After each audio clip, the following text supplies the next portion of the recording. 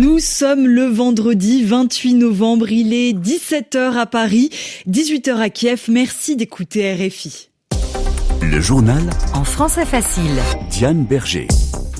À la une, la démission du chef de cabinet de Volodymyr Zelensky, Andreï Yermak, le bras droit du président ukrainien, s'est retrouvé au cœur d'une enquête anticorruption. Nous irons aussi à Hong Kong après le grave incendie qui a fait 128 morts. Les habitants font preuve de solidarité. Il sera également question dans ce journal de la mort de 2 Palestiniens en Cisjordanie, tués par l'armée israélienne alors qu'ils semblaient se rendre. Leur mort pourrait renforcer le Hamas, vous l'entendrez. C'est un coup de théâtre en Ukraine. Un nouveau membre de l'entourage du président Zelensky se retrouve au cœur d'une enquête anticorruption, soupçonné d'avoir détourné de l'argent. Bonjour Daniel Valo. Bonjour. Cette fois, Daniel, c'est donc le chef de cabinet de Volodymyr Zelensky, Andreï Yermak. Son appartement a été perquisitionné, c'est-à-dire fouillé ce matin, et il a dû quitter son poste. Oui, c'est le président ukrainien lui-même qui l'a annoncé. À la suite de cette perquisition, il va y avoir un remaniement du bureau présidentiel, a déclaré Volodymyr Zelensky, qui a fait savoir que son bras droit avait donc présenté sa démission. Selon la presse ukrainienne, le désormais ex-chef de cabinet du président ukrainien a été perquisitionné, son domicile a été perquisitionné en raison de son rôle dans le scandale de corruption qui a éclaté au début du mois et qui a conduit au détournement de l'équivalent de plusieurs dizaines de millions de dollars au détriment du secteur énergétique ukrainien. La démission d'Andriy Yermak, que le président ukrainien avait jusqu'à présent toujours soutenu, est un coup de théâtre et un coup dur pour Volodymyr Zelensky. Andriy Yermak était en effet considéré comme l'homme le plus puissant de l'administration ukrainienne. Volodymyr Zelensky n'est pas directement impliqué dans ce scandale de corruption, mais il va ressortir extrêmement fragilisé de cette affaire, non seulement sur le plan intérieur en Ukraine, mais aussi vis-à-vis de ses partenaires à l'international, et cela au pire moment, puisque l'Ukraine est en difficulté sur le terrain militaire face à la Russie et que se négocie en ce moment un accord de paix entre Washington et Moscou qui pourrait être très défavorable à l'Ukraine. Merci beaucoup Daniel Valo. Malgré la guerre qui dure en Ukraine, le Premier ministre hongrois s'est rendu à Moscou ce vendredi. Viktor Orban y a rencontré le président russe Vladimir Poutine. Il lui a promis de continuer à acheter du pétrole et du gaz russe, même si l'Union européenne n'est pas d'accord. L'incendie est éteint, mais le bilan risque encore de monter à Hong Kong. Pour l'instant, les autorités ont compté 128 morts, mais plusieurs dizaines de personnes sont toujours portées disparues, introuvables depuis mercredi. Le feu a ravagé 7 immeubles d'habitation dans le nord de la ville chinoise. Sur place, Florence de Changy a rencontré des Hongkongais qui se mobilisent pour aider les victimes et le quartier. Dans le quartier où a eu lieu l'incendie à Tai Po, au pied des tours calcinées que chacun regarde avec effroi, les Hongkongais ont choisi de venir nombreux montrer leur soutien moral à la communauté locale. Alors que dans un lycée gardé par les forces de l'ordre, les survivants de l'incendie font la queue pour recevoir une première indemnité d'urgence de 10 000 Hong Kong dollars, un peu plus de 1 000 €. Dans un autre bâtiment public, ce sont les familles des victimes qui sont attendues pour tenter d'identifier leurs proches sur la base de photographies des corps retrouvés dans les tours. Dans une galerie commerciale, plusieurs personnes campent sur le sol. Des centaines de volontaires sont disponibles pour distribuer toutes sortes de vivres, offrir du soutien psychologique. Emma, elle, est chiropracticienne. Elle nous parle tout en massant le dos d'une vieille dame très stressée. Franchement, c'est très triste évidemment. Je suis sûre que maintenant, ils vont enquêter sur les véritables causes.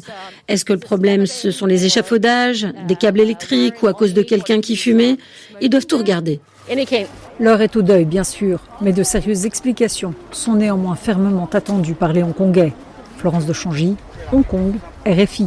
8 personnes ont été arrêtées, soupçonnées de faits de corruption autour du chantier de restauration de ces immeubles.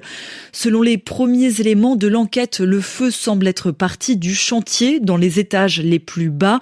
Il est ensuite remonté rapidement à cause des échafaudages en bambou et des panneaux en mousse, des objets qui prennent facilement feu.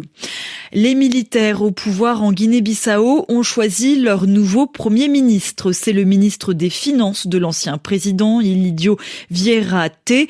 L'ex-chef d'État Umaro Sissoko Embalo est lui réfugié au Sénégal. Il est arrivé hier soir. Le journal en français facile. Le Haut-Commissariat des Nations Unies aux droits de l'homme demande une enquête après la diffusion de vidéos tournées hier en Cisjordanie occupée.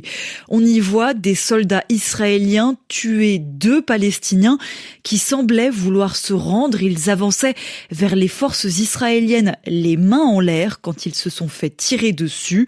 L'autorité palestinienne dénonce un crime de guerre. L'armée israélienne dit examiner ce qu'elle qualifie d'incident. Pour le politologue Hasni Abidi, cette affaire montre la faiblesse de l'autorité palestinienne. Il estime aussi que cette méthode des forces israéliennes va renforcer le Hamas. On l'écoute. Mais l'autorité palestinienne, elle est dans un échec total. Ce genre d'événement réduit ce qui reste de crédibilité par l'autorité palestinienne, qui, il faut le dire, jusqu'à aujourd'hui continue sa collaboration sécuritaire avec l'État d'Israël, mais elle est incapable finalement de protéger ses propres citoyens. Ce qui va donner encore plus de force et de crédibilité plutôt au Hamas qu'on essaye de démanteler. Finalement, le Hamas dit ce qui se passe à Gaza montre finalement que Gaza, ce n'est pas une exception, mais l'armée israélienne, elle va encore s'attaquer à d'autres villes. Ce qui se passe à Junin conforte, oui, le Hamas. Le mouvement islamiste renforcé donc par cette affaire, selon Hasni Abidi, le politologue répondait à Harim Lipold. La situation au Proche-Orient préoccupe aussi la justice française. Le parquet antiterroriste demande une enquête pour crime de guerre après la mort de 2 enfants français à Gaza. Ils ont été tués par un bombardement israélien en octobre 2023, 17 jours après l'attaque terroriste du 7 octobre menée par le Hamas contre Israël, attaque qui avait lancé le début de la guerre. Nous vous en parlons régulièrement ces dernières semaines sur RFI. La sécheresse atteint des records en Iran. Les réserves d'eau sont très faibles, très maigres, car il n'y a pas eu assez de pluie cette année. La gestion des stocks d'eau est aussi pointée du doigt. Alors, Pauline Glaise, quelles solutions existent face à cette crise ? À court terme, les solutions sont très limitées, observe Kaveh Madani, directeur de l'Institut de l'Université des Nations Unies pour l'eau, l'environnement et la santé. La seule chose à faire, c'est d'essayer d'éviter ou de retarder le jour 0, le jour où tous les robinets seraient à sec. Il faut communiquer et demander aux citoyens de réduire leur consommation. Le gouvernement essaye également de faire une sorte de rationnement en coupant l'eau pendant quelques heures de la journée jusqu'à ce qu'il pleuve. Dans l'espoir de provoquer la pluie, les autorités iraniennes ont lancé des opérations d'ensemencement des nuages, une technique dont l'efficacité reste à prouver. À plus long terme, réduire les fuites d'eau et la recycler pourrait limiter les risques de pénurie. Pour Kaveh Madani, il faut aussi un changement d'approche. Le pays devrait considérer l'eau comme une limite à la croissance. Pour l'agriculture, il ne faut irriguer que lorsque le produit final le justifie. L'aménagement du territoire doit être contrôlé. La population iranienne a doublé immédiatement après la révolution de 1979. Ces personnes ont principalement déménagé dans quelques métropoles. Ces personnes peuvent être incitées à déménager si des opportunités sont offertes dans d'autres parties du pays. Début novembre, le président iranien a averti que sans pluie, Téhéran pourrait devoir être évacué. Une manière d'alerter la population, mais le gouvernement n'a alors pas annoncé de projet concret. Pauline Glaise du service environnement-climat de RFI. Il est maintenant quasiment 16h10 en temps universel. C'est la fin de ce journal en français facile. Vous pouvez le retrouver avec son script sur françaisfacile.rfi.fr.